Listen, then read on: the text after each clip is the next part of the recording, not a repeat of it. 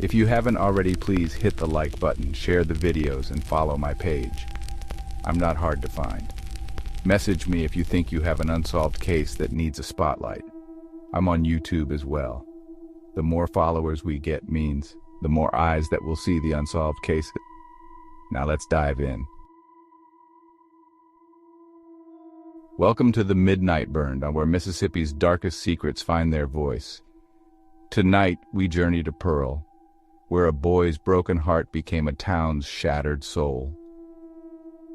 February 5th, 1981, Luke Timothy Woodham drew his first breath in a world already holding its second.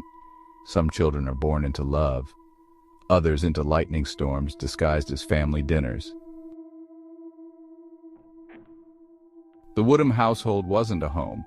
It was a pressure cooker with a faulty valve. Luke's first memories weren't lullabies or bedtime stories. They were the percussion of fists, meeting walls, and voices sharp enough to cut glass. His mother, Mary Ann, carried bitterness like a perfume, heavy, suffocating, impossible to escape. She'd call him stupid, worthless. Each word a small death, each death building toward something darker. At school, the cruelty continued its symphony. Bullies don't discriminate. They smell weakness like bloodhounds smell fear. Luke failed 9th grade, not from lack of intelligence, but in his mind from the weight of carrying too much pain and too small a heart. Did his mother say all of those things to Luke? Did she ignore the signs? And in his writing? Oh, his writing began to bleed onto paper. Teachers found essays about killing, about death, about revenge. Red flags waving in hurricane winds. And still nobody stopped the storm. Then came Christina Menifee, a butterfly landing on barbed wire. She was new to Pearl, carrying her own quiet mysteries. For Luke, she wasn't just a girlfriend. She was salvation wrapped in teenage skin. He loved her with the desperation of a drowning man clutching driftwood. But love built on desperation is a house built on sand. October 1996, she let go. And when she did, Luke didn't just fall. He shattered like glass hitting concrete. Some hearts break quietly, others, they explode. Enter Grant Boyette, Satan's Sunday school teacher, if you will. On the surface, clean as communion wine. Underneath, poison dressed as philosophy. He formed the Croth. Sounds mystical, doesn't it? Reality was far more mundane. Troubled teenagers playing with darkness they didn't understand. To Luke, drowning in his own misery, Grant threw not a lifeline, but an anchor. Satan is my father, Grant proclaimed. And Luke, hungry for power, for purpose, for anything that felt like control, swallowed every word. They performed rituals, cast spells. When a boy Luke cursed got hit by a car the next day, coincidence became confirmation. The devil, you see, is always recruiting, and preys on the weak. Summer of 1997. While other teenagers planned for senior year, the Croth planned for apocalypse. Arson, murder, mass destruction. Their escape route read like a fever dream.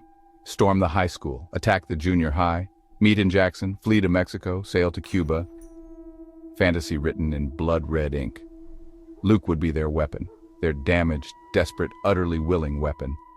And weapons once aimed rarely miss their intended target. September 30th, 1997. The last normal sunset Pearl, Mississippi would ever see. Luke asked to borrow his mother's car. She said no. Reasonable, considering he didn't even have a license. But reason had left Luke's vocabulary long ago. That night, he hid her phone, cut her lifeline to the world. When morning came, he armed himself with a knife and a baseball bat. Mary Ann Woodham saw her son in the hallway that morning. Perhaps she saw the storm in his eyes. Perhaps she saw nothing at all. What she didn't see it was tomorrow. He beat her first, then smothered her, then stabbed her 17 times, lungs, heart, face. In his mind, each wound a period at the end of 18 years of accumulated rage. He would later recall hearing Grant's voice in his head rooting him on as he was committing this horrific crime. Heaven or hell, wherever you want to Where go. you going? I'm going to heaven now. Scoot back now. Y'all stand back. This is one of those spells? You think this is a spell? This is God's will. Stand back. Watch out. It's God's will. This is God's will. Any last words? God bless you all. Before becoming a monster, Luke penned his manifesto. Part confession note, part declaration of war. "I am not insane," he wrote. "I am angry." He handed it to Justin Sledge at school, asking him to pass it to Grant. His final words on paper, written in the calm before his personal hurricane: "Push us, and we will push back." History would remember those words, written in blood. I killed people.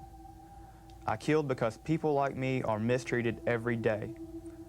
I do this to show society, push us, and we will push back. October 1st, 1997. 7:55 a.m. Luke Woodham cowardly walked into Pearl High School. Christina Menifee never saw him coming. The shot to her neck ended her story before she could write another chapter. Lydia Dew stood beside her. Wrong place, wrong time. He then opened fire on people who he never even met. Luke even apologized. "I'm sorry, I didn't recognize you." As if recognition makes murder more palatable. Alan Westbrook took 3 bullets, thought dead, somehow survived. Sometimes angels work overtime in Mississippi, but weapons jam, storms exhaust themselves, and monsters eventually run. Here is Luke's own confession of what happened. I yelled, "This ends now." I ran inside the school, ran up to Christina, bam, right in the heart. So you just ran in with the gun? Ran with the gun. And how did you pick out the other people to shoot? I didn't mean to shoot, I just snapped. So you don't really know who the other people are that you shot? I remember who it is, I just didn't know at the time, but let me tell you what happened. Were you aiming at these? No sir, it was like I was there, but I wasn't. Okay, so tell me what. I shot Lydia Dew. I don't know why, I shot her. Turned around and I just shot off into the crowd, and I think I hit Stephanie Wiggins. I think I might hit her in the butt. And then Alan Westbrook, he's lying down on the ground. He had always picked on me, always made fun of me. I just got really mad. Is he a big guy? He's a big guy. Yeah, so. And I don't know if I killed him or not. I don't think so. I know I shot him once somewhere, and then I know I shot him in the balls, or the dick, or somewhere along in there, and then I shot him again. Then I put another bullet in there, and I don't think I know I told Jerry Safely I wasn't going to shoot at him because he never did anything to me, because he was hiding over the girlfriend, over in the corner trying to protect his girlfriend. I told him, "I'm not going to do anything to you, Jerry." Assistant Principal Joel Myrick, soldier National Guard guardian angel in disguise. When Luke tried to flee, Myrick met him with a .45, and 30 years of knowing how to stop dangerous men. Luke's car got stuck in the grass. Seems even the earth itself was tired of his rampage. Surrender came easy after that. "Why?" they asked. "I wanted revenge on Christina," he answered, as if heartbreak justifies homicide. As if pain gives permission for pain. The Croth crumbled under courtroom lights. Grant Boyette played innocent, just a misunderstood teenager, Your Honor. Justin Sledge basked in his 15 minutes of infamy. But Luke tried to blame demons, tried to paint Grant as puppet master. The lie lasted exactly as long as his confession took to read. 2 trials. First for matricide, guilty, life without parole. Second for the school rampage, guilty again, 2 more life sentences plus 140 years for good measure.